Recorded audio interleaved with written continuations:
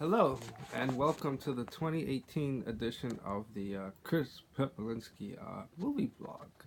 So I figured, 2018 with a lot of new movies, and stuff coming out, I figured there'd be a lot of interesting ones to talk about. Hopefully, everyone is having a good 2018 so far, and I figured, today, I'd like to give a quick shout out to Star Trek Deep Space Nine, which happens to celebrate its 25th, anniversary, premiere, of its pilot episode, Emissary, back on January 3rd, 1993, which happened to be the third, Star Trek television, series, to air and was considered by many for its time to be one of the darker, Star Trek shows. And of course, it, did a lot of things differently, being the first show to have its crew on a space station instead of a starship, and dealing with a lot of social, different social aspects like religion, and of course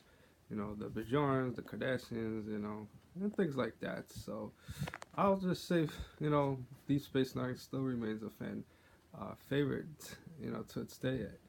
And of course, this year is also the 25th anniversary of Power Rangers. I mean, can't believe how quickly the time goes for that. So, anyway, today's discussion will be about, the movie Pitch Perfect 3, which happens to be the third and last installment in the Pitch Perfect trilogy. And, the story follows, the Bellas, the Bart and Bellas after they, graduated and pursuing, different careers. Like with, Becca's case, she, tried being like a music producer. In the case of Fat Amy, she tried to do like a one woman, you know, Amy Winehouse, type of show. And of course, Chloe tried was pursuing being a veterinarian, and uh, Cynthia Rose wanted to be a a pilot, for the military. And of course, I think Blanca was having her own juice truck, and things like that. And it's interesting to see how the Bellas adjust to life outside the a cappella singing group, and I guess trying to forge their own individual careers in their in their life. And of course, what brings them together is for like one final show at the at UFC, tour for the military to since the Bellas been wanting to sing together again since they left Bottom. And of course Becca is offered an opportunity to produce music by, of course, the legend their DJ Khaled, who appears as himself in the movie. I would say what makes Pitch Perfect 3, I mean, rather interesting uh, film in itself is kind of like how it shows, like, even though I guess people go on their own career paths, and I wouldn't say go their separate ways, but they had more towards like different journeys and chapters in their own lives. But it's, I guess, the most important thing, it's almost like the girls became like like a lovable bunch of misfits that became like a family, and it's itself almost like a sisterhood, or you know sorority kind of thing, where they still keep in touch even after college, which I thought was you know rather touching. And also, I mean, would I say Pitch Perfect 3, I mean, was the best out of three? No, I wouldn't say that, because it kind of felt a little too short.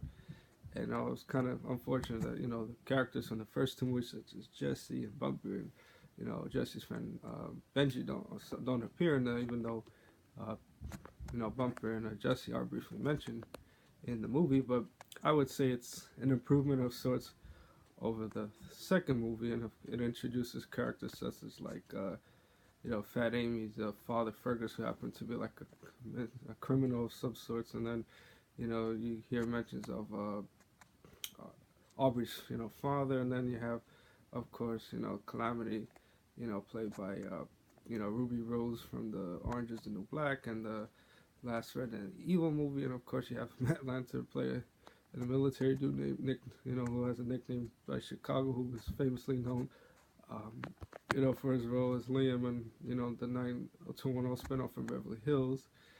I would say in a sense, it's kind of nice to see, the Pitch Perfect, trilogy, go, on a high, and give the characters a, happy ending of sorts, which I thought was, a rather fitting way to end their adventures, together, on screen. But I guess, they could always do like a spin-off or something focusing on the other characters if, they would like to. And of course, I would say, for those that get a chance to watch this, hopefully you got whoever gets a chance to look at this, feel free to, leave some comments and leave some feedback, on the video, and feel free to, subscribe to my YouTube channel, which is on my Instagram page. So, all right, thank you again for watching, and I look forward to sharing, more interesting movies that 2018 has to offer. Thank you.